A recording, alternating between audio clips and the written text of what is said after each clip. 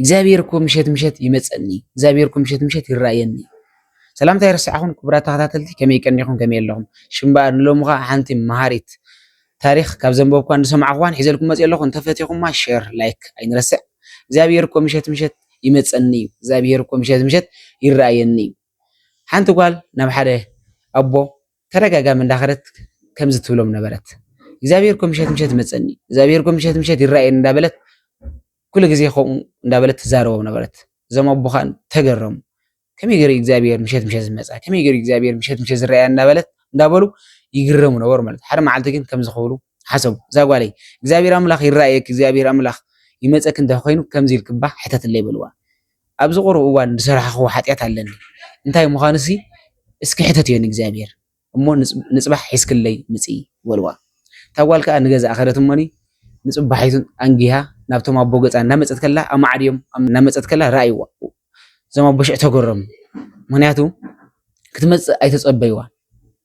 ከቢድ ሕቶ ሓይተያ እሞኒ ምክንያቱ እግዚአብሔር ኣምላኽ ኣይረኽባን እግዚአብሔር ኣምላኽ ኣይመጻን እዩ ስለዚ እንታይ ዓይነት መልሲ ሒዛትለይ ክትመጽእ ኢላ ብኡ ጌራ ክትጠፊ ኢሎም ሓሲቦም ነበሩ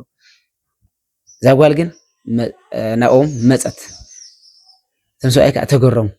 ፈርሁ ከዓ ቅር ምስ በለት ከዓ እዛ ጓለይ ትዝበልኩ ሒዝክለይ ዶ መጽእ ኢሎም ሓተትዋ እወ ኣቦ ሒዘልኩም መጽእ ኣለኹ እሺ እግዚአብሔር ኣምላኽ እንታይ ኢልክ ኣነ ዝሰራሕኹ ሓጢአት እንታይ እዩ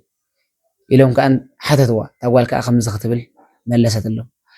እታ መሃሪትን ዘደነቐትን መልስን ኣብዚኣ ዘላ ማለት እዩ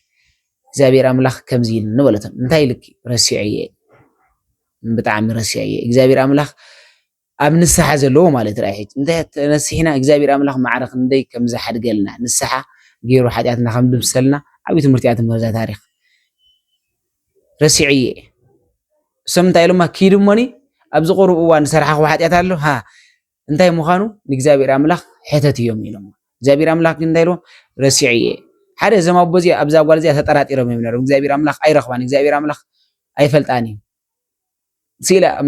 መመጽያ ከም ዝብለኒ ዘላ ዝብላ ተሓሳስባ ገይሮም ነይሮም እግዚአብሔር ኣምላኽ ግን ኣብ ዝተፈላለየ ፍጥረት ሓዲሩ ይምህር ከም ዝኾነ በዚ ከዓ ተማሂሮም ማዕረ ክንደይ እግዚአብሔር ኣምላኽ ፈቃርን ሓዳግን ምዃኑ ከዓኒ ተማሂሮም ማለት እዩ